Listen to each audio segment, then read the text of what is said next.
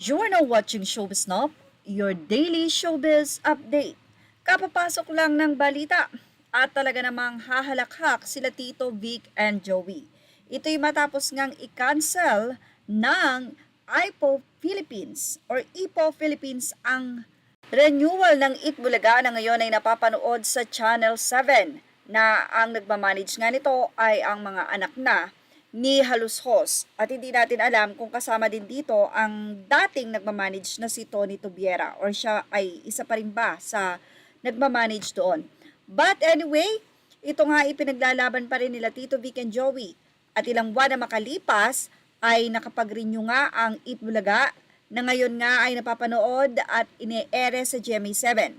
Pero makalipas ang ilang buwan, narito po ang pahayag kung bakit po kansilado na ang nasabing renewal contract ng Itbulaga at ang tanong, ito ba'y mapapanood pa o hindi na at kailangan nilang magbago na ng ibang pangalan at ito ay mapupunta na kay Tito Vic and Joey sa Channel 5 ang Itbulaga na trademark nila. Narito po ang pahayag.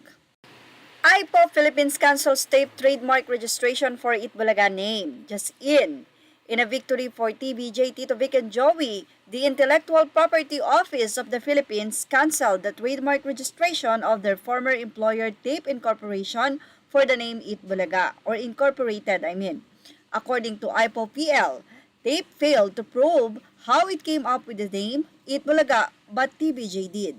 The petitioners proved that it is the originator and owner of the contested Itbulaga mark.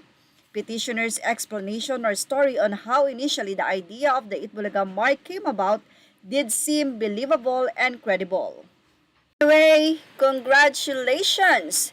TBJ, Tito Vic and Joey, dahil talagang hindi nila iniwan at pinabayaan ang trademark na napakatagal na kinilalang sila.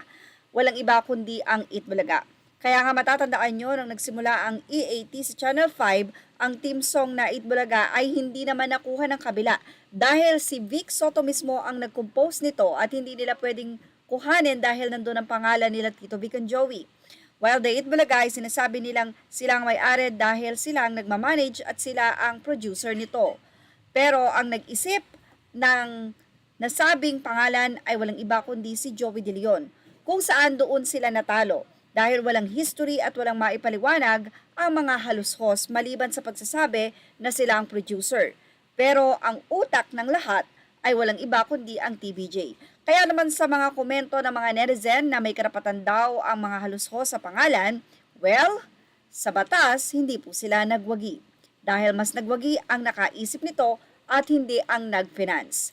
Yan ang ating Showbiz Snap update. Images are all credit to the rightful owners and thank you for watching Showbiz Snap.